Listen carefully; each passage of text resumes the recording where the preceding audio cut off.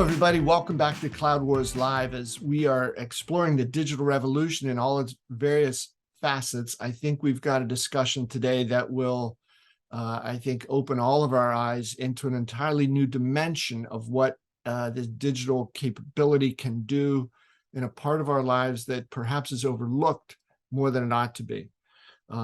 We have, one of our very favorite digital all-star guests, Christian Anschuetz, who, in addition to being an entrepreneur, professor, was a captain in the United States Marine Corps. He's no longer active, but he served multiple tours of duty actively and is embarking on a pretty wild adventure. So, Christian, welcome. It's always a pleasure to have you. And I hope you don't mind if I say I think today is going to be one of the most remarkable conversations that we've had. Well, thank you, Bob. It's always a pleasure to be here. And you always do such great intros, and you always set the bar so high. So here we go. It's going to be a remarkable conversation. We've had a number, and I've seen your other guests, by the way. So it makes me a little nervous, a little, a little stressed here on this part. But we'll do our best. Okay. Yeah. Okay, understood. I think it was all pretty appropriate. So, Christian, I got to get a peek into some of the impact you're trying to have, not just for yourself or a narrow circle, but for military veterans through the nonprofit you launched a few years ago, the Project RELO, trying to connect transitioning veterans with private sector opportunities and showing the two different parties who in some ways speak a slightly different language that actually there's incredible amounts they have in common and can do for each other. So there's the Project RELO background that you've done that has been, such a big impact for so many people. And now you've got this idea, Task Force Tribute. So I'd love to turn it over to you and give you a chance to tell everybody what Task Force Tribute is all about. Well, thank you, Bob, and I'm happy to do that. And thank you for the quick, sort of summary of Project RELO. I can't do it that fast, and I don't want to repeat it. So you did a great job.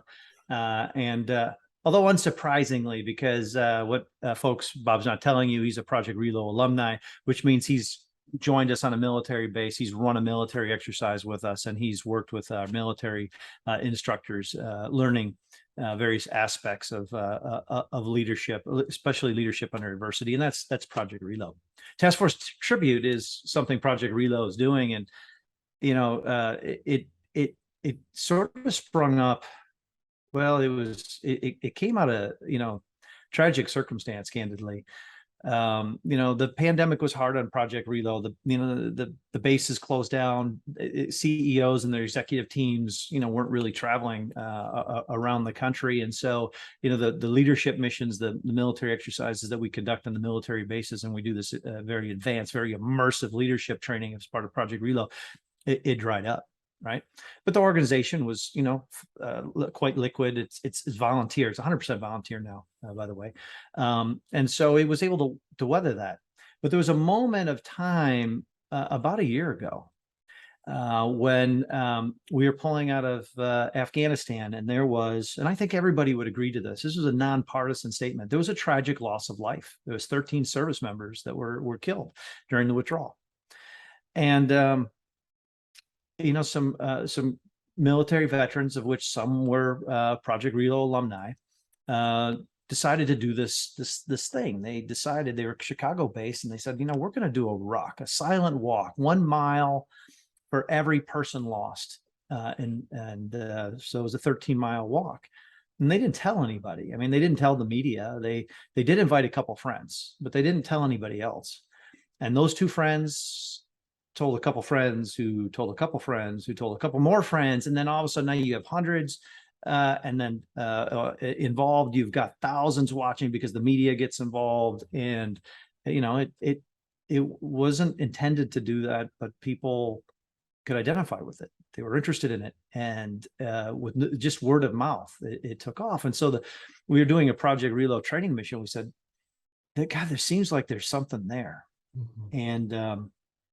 And we conceived of Task Force Tribute. So Look, Bob, I know you know this, so I'm repeating what you know, but for your audience here, Task Force Tribute is essentially a small group of people that are going to mount up in a small number of vehicles, and they're going to cross the country. They're going to start at the Capitol, off the steps of the state Capitol in the state of Michigan, Lansing, and cover 1 mile for every service member lost since the global war on terror started in 9/11.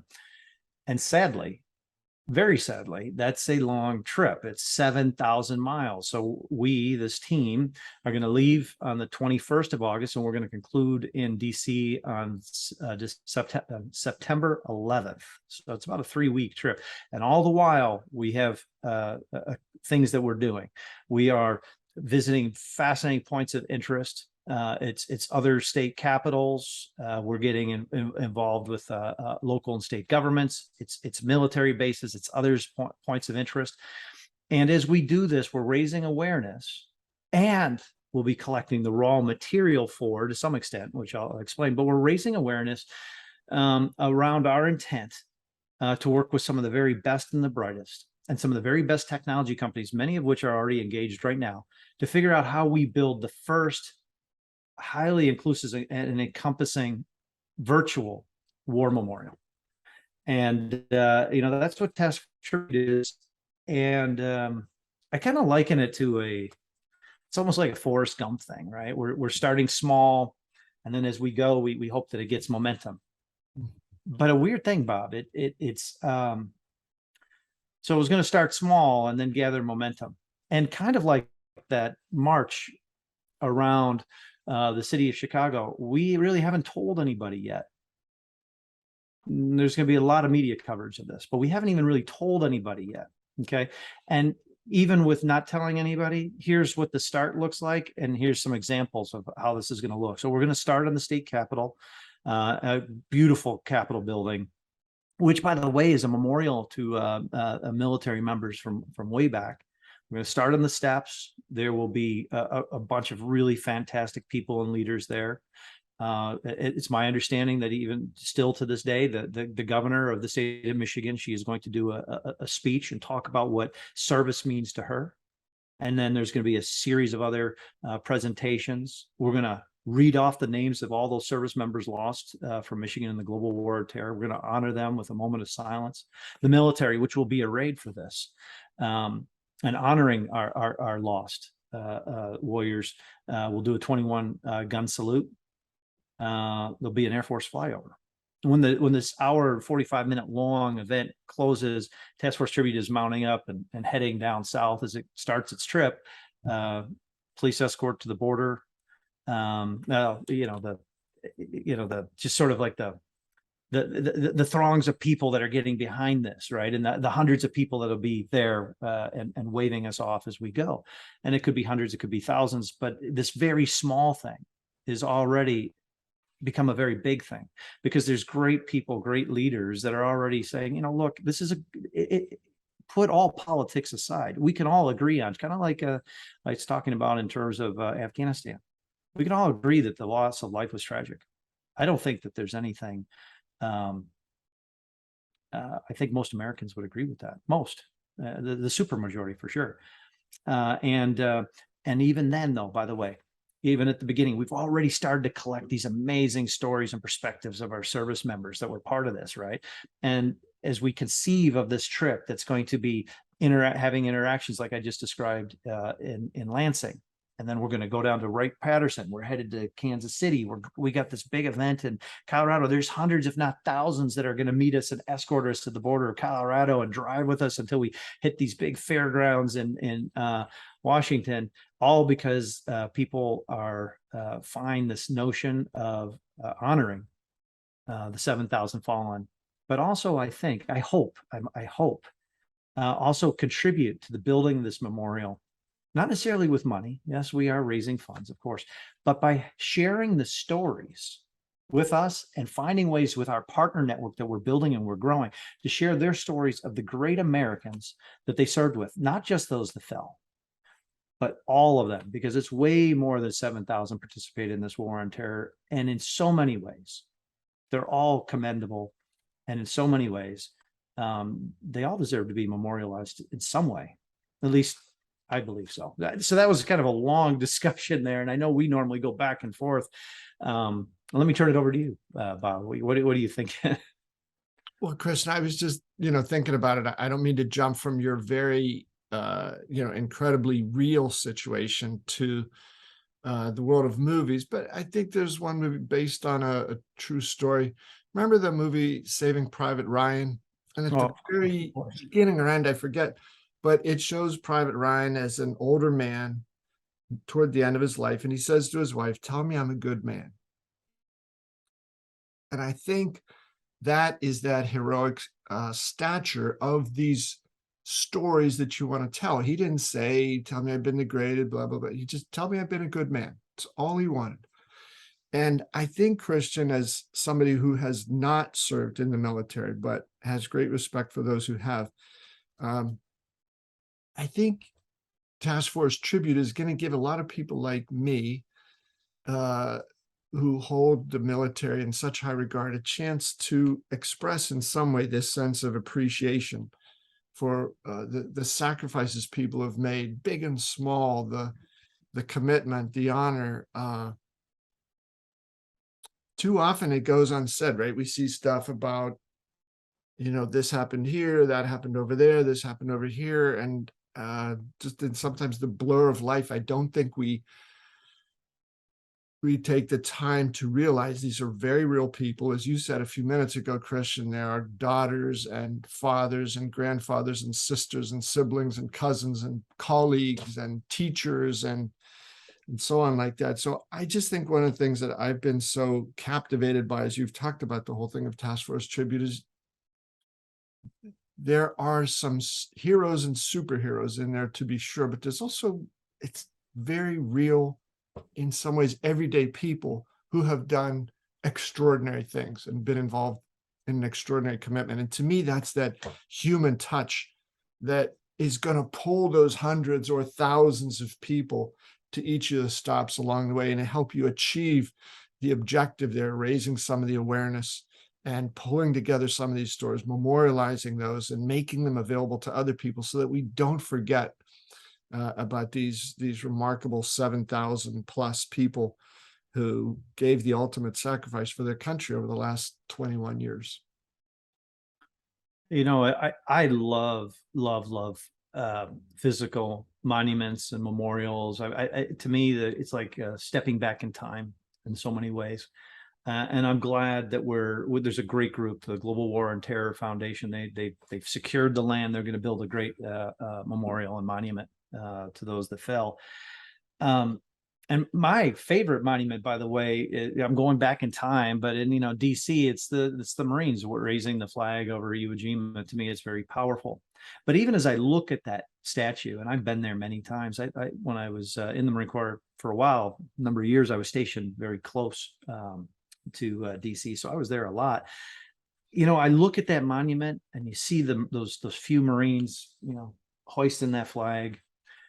You don't know anything other about the thousands and thousands of casualties, and you don't know anything about the tens of thousands of airmen, soldiers, Navy and Marines that participated in that action.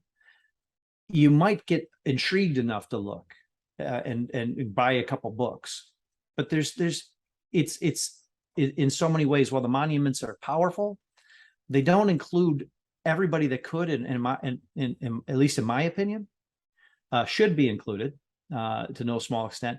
And it's also, you want to talk about privilege. It's hard to get to DC. To get there and see these things. Isn't there a better way? Now, there are other memorials and museums and things that are virtualizing, but they virtualize kind of like, we virtualize a house tour. Like, oh, here, take a look at it. The ability for us to collect the stories and the perspectives and weave them together into an information fabric, and then provide a visualization. Just imagine, if you will, looking at,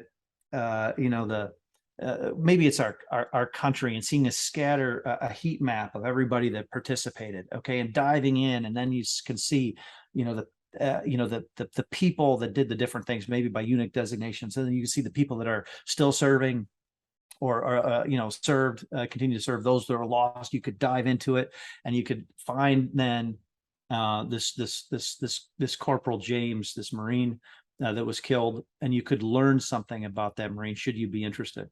And maybe it's, you know, maybe it's about how the person perished, maybe, but maybe it's a 360 view. Maybe it's knowing how this was the, you know, the platoon cut up, the corporal that locked his squad leader in the latrine by backing a Humvee up against the door. Or maybe it's learning that this was a super good Marine on the rifle range, and they were awfully helpful in helping others raise their score, which is, you know, it's a badge of honor to have expert riflemen on your chest. This ability to get this 360 view, almost like a Wikipedia, if you will, of perspectives and stories, but with high, you know, sort of almost a high fidelity visualization. We're working on what that'll look like. That's different, and it's unique. And it's also, you know, it could be very, it can be very powerful, not just for the service members. All right. So, you know, you mentioned, you know, I'm a, you know, Marine veteran, and I have another sort of distinction. I'm also a Gold Star family member. My brother was killed while serving in the Army. And I can tell you, you know, to this day, so many years later, that you can't be around my family and hear taps without people crying, right? Especially my dad. And we, you know, you don't just get over that kind of trauma. However you lose somebody, it could be in combat, it could be in a car accident. We just don't get over stuff like that. But I can speak from a Gold Star family, the perspective that we still think about. And my dad and I were just talking about this. What did that you know, the notifying officer, the one that stepped out of the sedan in front of our house that was coming up to talk to us, how did they know my brother? What did they think? Who were the equivalents that could tell the stories and the perspectives, not just about how my brother was killed, but that he was a great athlete and he scored this record time on the obstacle course and whatnot. And those things may seem very boring to most you know, citizens that might be reading about any one of our you know, great service members, but to families, it's like gold. It's like gold. And in so many ways, it would be fantastic. I mean, wouldn't it be? It's so fantastic if we could, and I'm using this as a figure of speech, and I'm thinking about this from my family's perspective. So this is words don't work for everybody, I understand. But, you know, by building the stories and the perspectives, a 360 view of our service members, and by the way, not just those that were lost, but all of them. But, you know, I'm starting with you know, my example. You know, in a way, we almost breathe life back into them, at least from our perspective, and my family. And I hope, maybe I'm hoping, maybe I'm thinking, I'm not sure where the line is on that one. I believe there's value in that for the Gold Star family members, of which there are tens, many tens of thousands out there in the United States. And you know, maybe this monument isn't just for military members. Maybe it's also for their families too. Yeah. Christian, I have a quote I want to share with you from the 9/11 Museum in Lower Manhattan with you in just a sec, but give me a moment here. I want to just share a message from our sponsor, BMC. We all know what the A game is, right?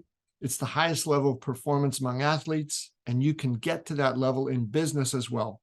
BMC calls this the autonomous digital enterprise. It's when technology and people work in harmony, and that's how business reaches its A game.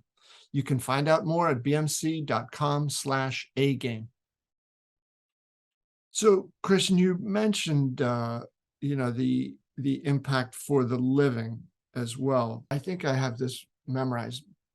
2,100 years ago, 2,000 years ago, but the poet Virgil wrote, "No day shall erase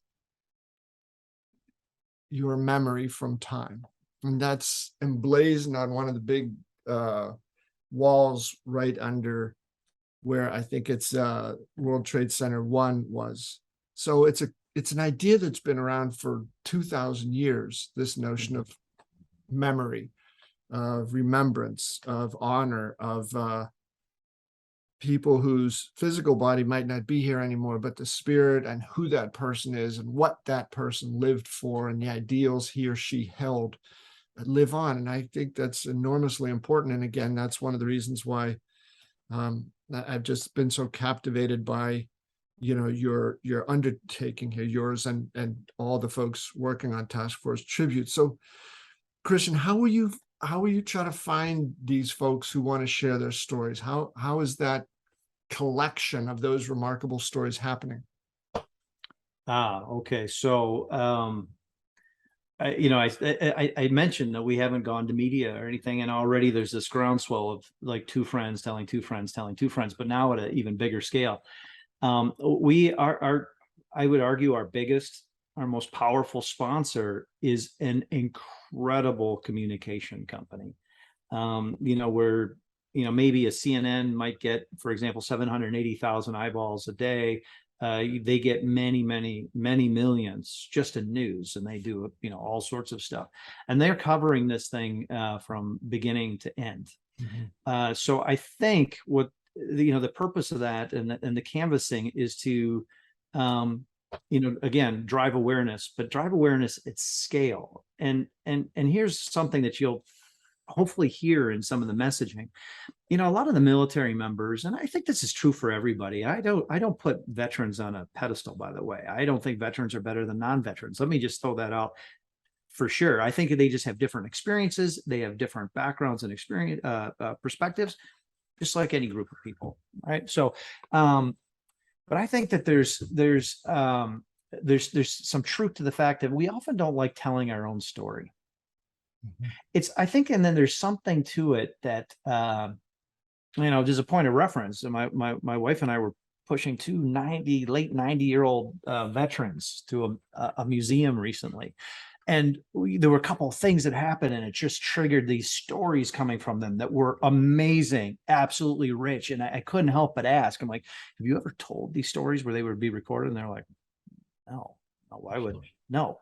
Yeah. And of course, there's great organizations out there. There's StoryCorps. There's the archives, the Smithsonian. There are organizations that are doing this all over the place. Absolutely, positively, and we're capturing a fraction of it. But part of it is that information isn't being used in a way that we can now employ it with regards to contemporary technology. But the other thing is so many people don't want to talk about this kind of stuff because they don't want to talk about themselves. What we want to make it clear is this is an opportunity for our military members to talk about the other great women and men that they served with and the great examples that they saw, and candidly, and provide a ground truth, if you will, to the history that they were all part in making, because often it turns into like propaganda, or look at how we look at our our military. A lot of people only know our military members from the the movies, and what, we all actually we sweat, we bleed, we cry, we laugh, we're just like everybody else. In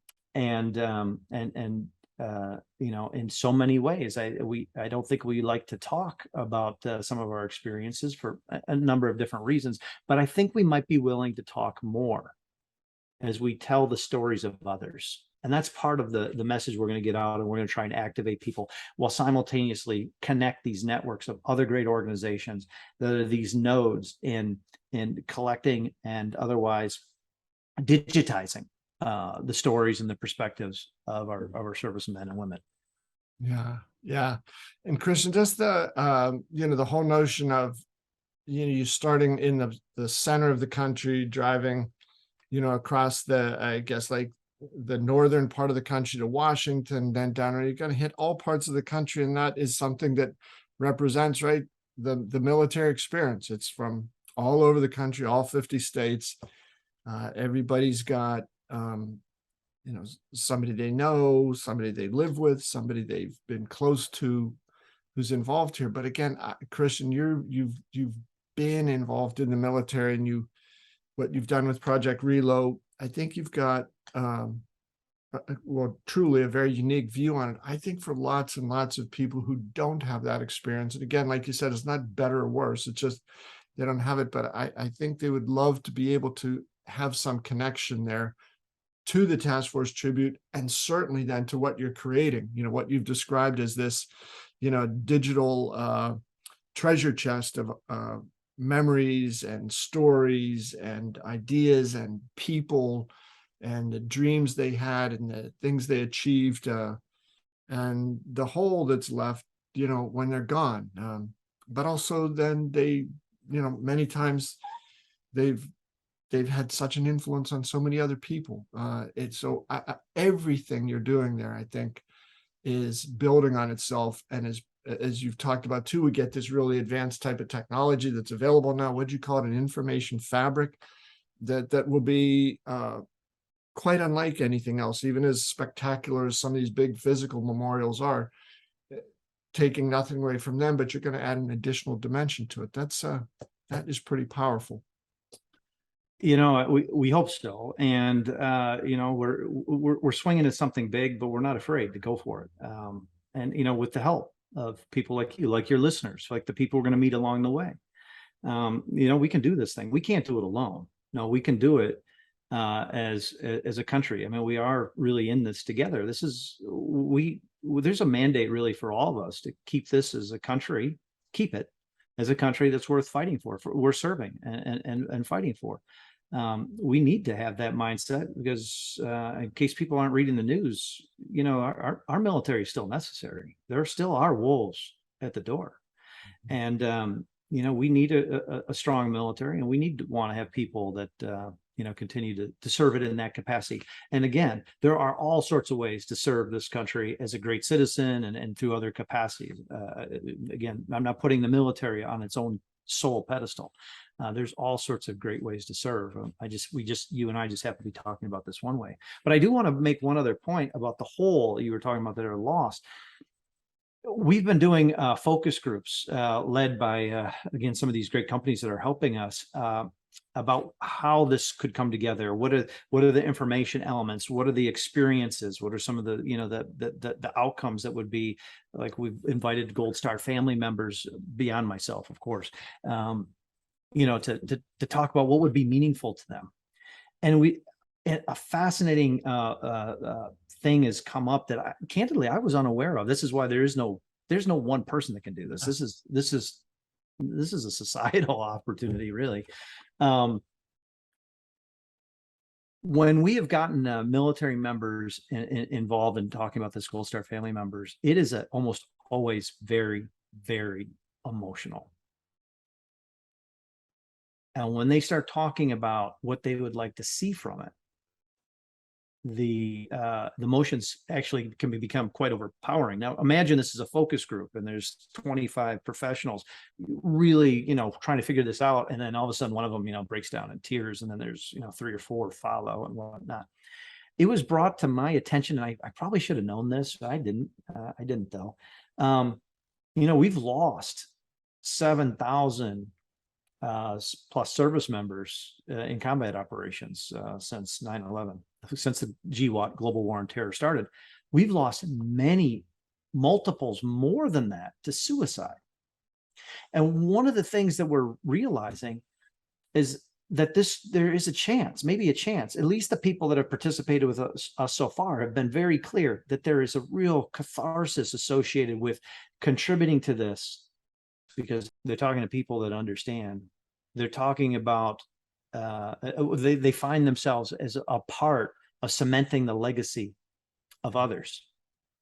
And, I don't know if this is, could be a tool for helping, healing and helping too, but our early indications sure make it seem like it could be. And if it has that effect as well, believe me, we are all for that. We lose way too many Americans every single day to suicide. And I know life is, so hard, and the circumstances people have to deal with are so tough and beyond what I could probably understand in many cases. But if we can help some, in this case, the military members, boy, that would be just something we could all be proud of, right? Yeah. Yeah. Christian, where can people find out more about this? And, I know you said this is not an appeal for donations, but donations are possible. How can people get involved, learn more, see what possible role they might be able to play? Well, thank you for that question. So, there's a number of things that, we would ask people to consider doing. You go to Task Force Tribute, one word, no dots, no spaces, taskforcetribute.org to learn more and to participate and or possibly donate. All those things are welcome. So here's how we would ask people, to consider, getting involved. First of all, follow this, learn something about it, right? And you can do that. We're putting up what we call a Blue Force tracker on our website, which is going to give a indication of where we are and where we're going. We're not going to be too precise on that, for security reasons and whatnot, but people have a really good idea of the proximity of where we're at. And I think the news and the media will take care of the rest there. But, learn, follow, and, consider part two. Get involved. If you are a military member, if you are a family member of a military member, alive or past, by the way, right? And regardless of how they passed, it doesn't have to be the 7,000 that died in the combat operations. It could be, a military member that came back and was on leave and, killed in a car accident or something. But if you want to, lend us your voice, which is essentially your voice, and the information you can convey is our brick, it's our mortar, it's our steel for building this monument. If you want to get involved, reach out to us. We'll connect you. We'll either handle, how we collect your stories and perspectives ourselves, or we'll get you involved with our partner network, which is actually way at way bigger scale than our small organization can handle right now, which is why we love our partners so much. And then, of course, there's, donate. And yes, there is a donate button. We have a campaign, 1 cent a mile that we're traveling, and that is 7,054 miles at $70.54 donation.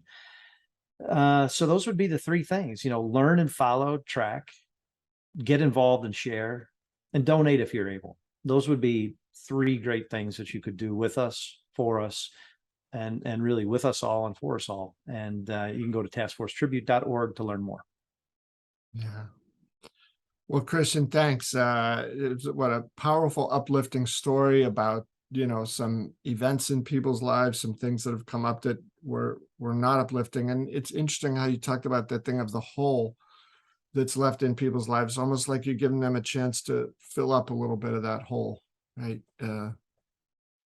Well, I would sure like to imagine that were possible.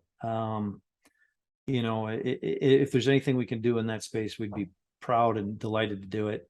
I also know those holes are cavernous, and they're only would be filled with the person being back, and so maybe we can help in some way, and in any way we can, we'd be delighted. All right. Well, Christian, we sort of set a high bar at the beginning. I think you've done an extraordinary job telling this story about Task Force Tribute, what it can mean and how it can touch not just the lives of the military veterans who've been involved, but also everybody else who gets a chance, to in some ways be a part of this, right? Experiencing some of the stories, living through them, reading about them, hearing about them, get involved in the Task Force Tribute mission over, from August 21st through September 11th, and checking things out at taskforcetribute.org to see what can go on there. So I think you surpassed the high expectations here. Well, you're very kind. We've done this numerous times, and usually there's more joking and laughing and whatnot. This feels a little bit more somber. And I just want to say, maybe the tone is somber, but it is hopefully it comes off as respectful. as opposed to just serious. I think this is about respect too, and it's respect for our citizens, our country, and the service members that have strove and fought to help and protect both. And Kristen, I think it would be, from an outsider's perspective, perfectly okay as well to say there's going to be a celebration of not the deaths, but the lives of the people that gave the ultimate, to protect this country. I sure think that's true as well. Thank you for saying so. Well, Christian, thanks. That was terrific. And folks, thanks to all of you for being with us on this very special episode of Cloud Wars Live, which is all about Task Force Tribute and what's coming up there. I'll just say it again, taskforcetribute.org is where you can find out more about it. And many thanks. Hope we'll all have a chance to be involved in some way in this extraordinary initiative. Thanks for being with us. Thank you.